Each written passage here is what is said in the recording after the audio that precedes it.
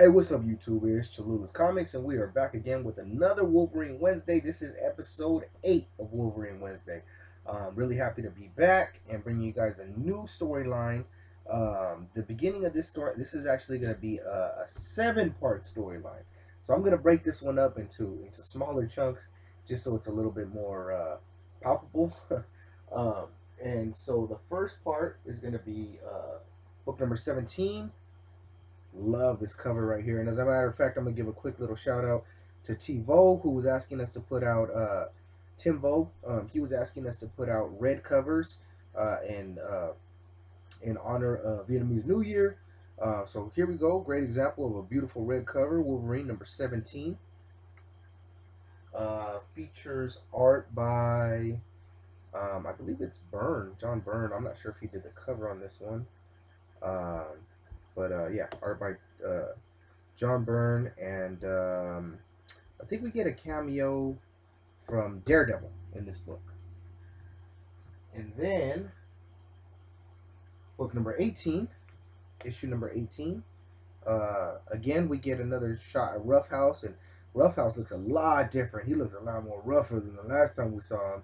If you guys remember, I believe he was introduced in episode in issue like 2 or 3, where he fought against Wolverine alongside Bloodscream or Bloodsport. So let's find out what happened to make Roughhouse look all crazy. Again, this is the beginning of a 7-issue series. So I'm going to break this up again just to be a little bit more palpable. We're going to do it 2, 3, and 2. Just a little bit easier to digest instead of doing like 4 and 3. I think that's too many books to cover in one shot. But again, I'll just mention really quickly, issue 18. We get to see some cool cameos by Thor, Captain America, and I believe Iron Man also. So, without further ado, you guys, let's get to these books. I hope you enjoy the story, and let's get to it. Issue 17, titled Basics. Here we have part 1 of a 7-part series. The new villain Geist is introduced into the Wolverine canon, as he brings with him a strange new batch of cocaine to Madripoor. He and his cohorts buy and kidnap Roughhouse with the intent of testing the new drug on the Brawling Bruiser. Can Wolverine save his one-time enemy? Let's find out, with the tie-in cameo appearance by Hell's Kitchen favorite blind hero, Daredevil. We start the story off with some key Wolverine dialogue. The setup is the not-so-distant past. Long before I hear his approach, the wind carries the smell of him and the blood of his prey. He's a rogue, a killer. So am I. And tonight, the need is on us both.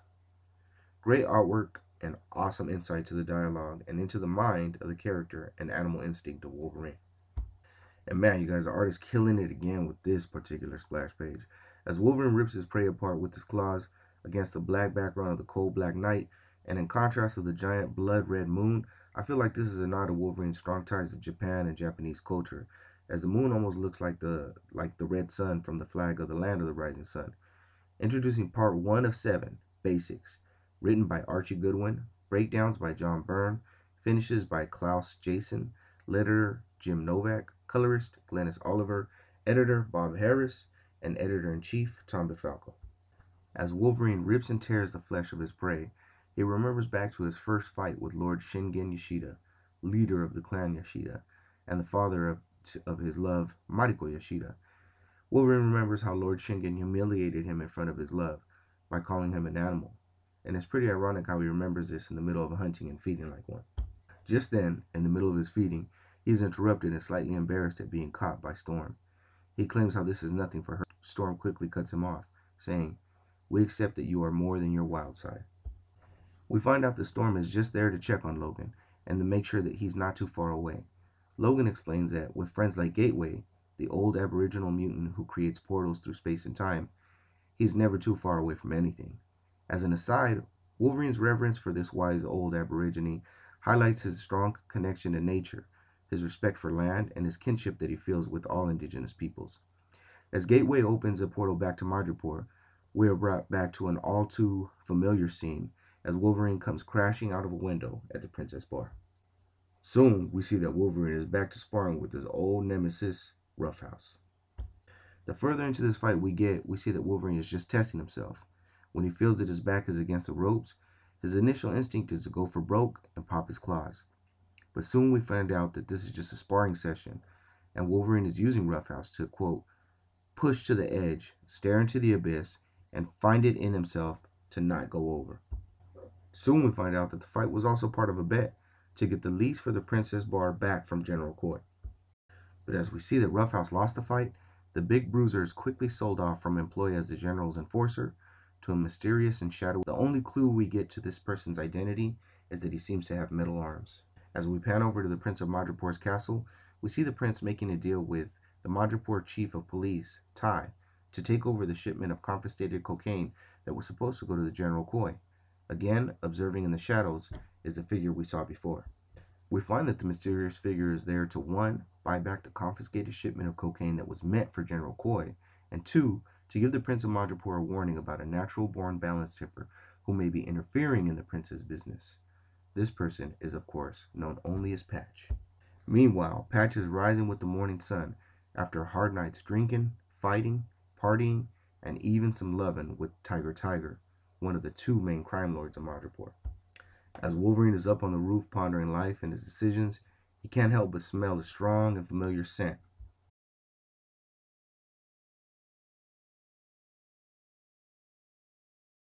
As Wolverine follows the truck with the cocaine, he finds the thugs unloading the truck along with the gagged and bound Roughhouse, and they load Roughhouse into a boat and make their way out to sea. Flash forward to New York, and man, I gotta say, it's still kind of a trip to see the Twin Towers and the skyline.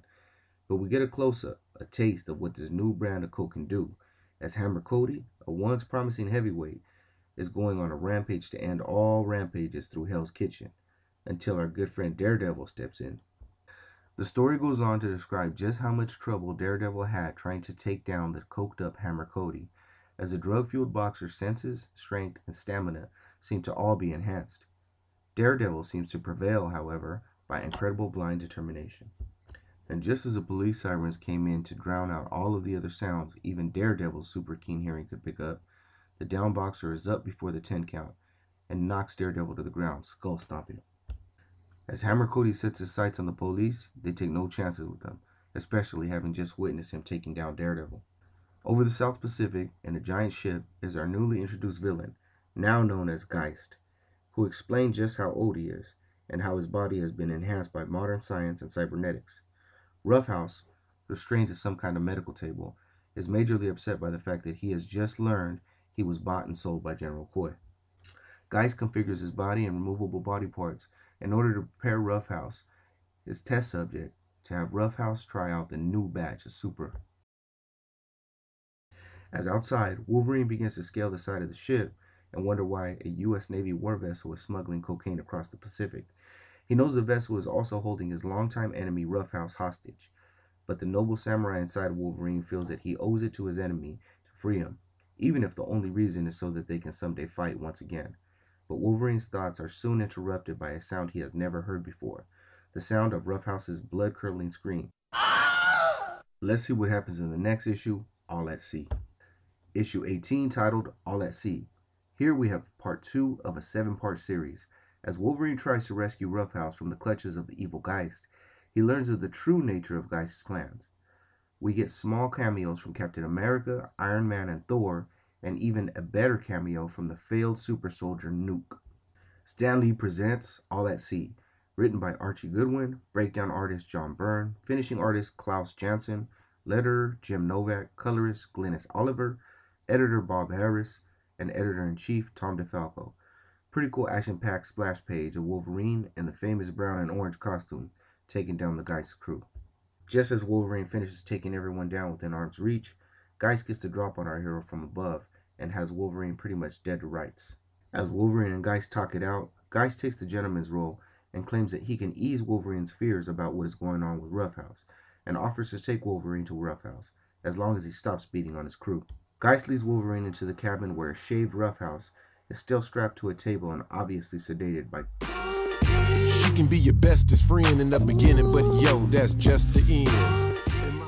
As Wolverine threatens Geist, Geist begins to tell the story of how he works for President Felix Guillermo Caridad of Central American Republic of Tierra Verde, which means Greenland, by trafficking. And we get a glimpse of just how connected President Caridad is, as he seems to be tied in with the US faction Weapons Plus, who has the defamed and tormented wannabe super soldier Nuke at their disposal. Nuke is busy taking out a rival village / cocaine processing factory for President Caridad. But the president makes it clear on what he really wants. Not a hired disgraced hitman, but an actual hero, a symbol of hope that his country can rally behind. Nothing else will do for the president of Tierra Verde. Wolverine interrupts Geist as he's heard enough. Wolverine puts two and two together and realizes the Geist's plan is to use Roughhouse to fill the mantle of Tierra Verde's new superhero. Wolverine frees Roughhouse from the table restraints and begins to make his exit. But Roughhouse wakes up and begins another tussle with Wolverine, souped up on that new coat from Tierra Verde. As the fight continues, Wolverine tries to get through to Roughhouse by reasoning with him. Too bad this time Roughhouse is stronger, meaner, and more bullheaded crazy than the other times they fought. This time, Wolvie's got to pop the claws. But before things can get too real, Geist pumps Wolverine full of tranks.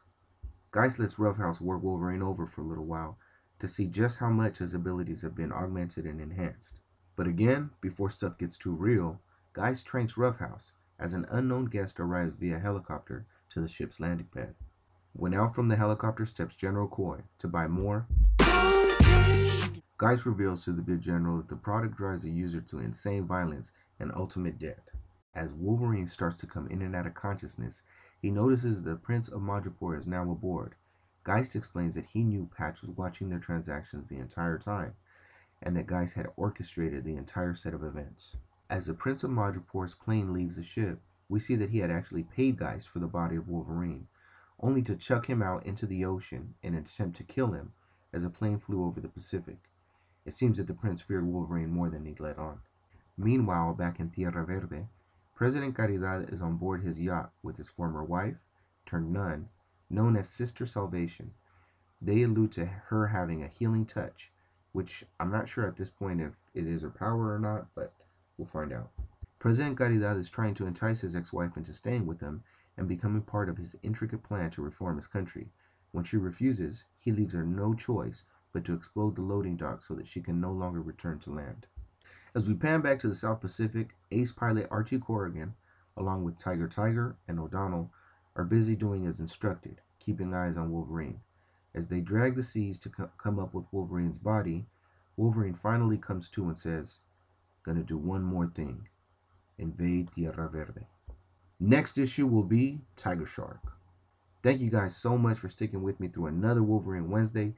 I can't wait to reach the next portion of this filled story next week in episode 10 of Wolverine Wednesday. Until next time, keep stacking hella comics.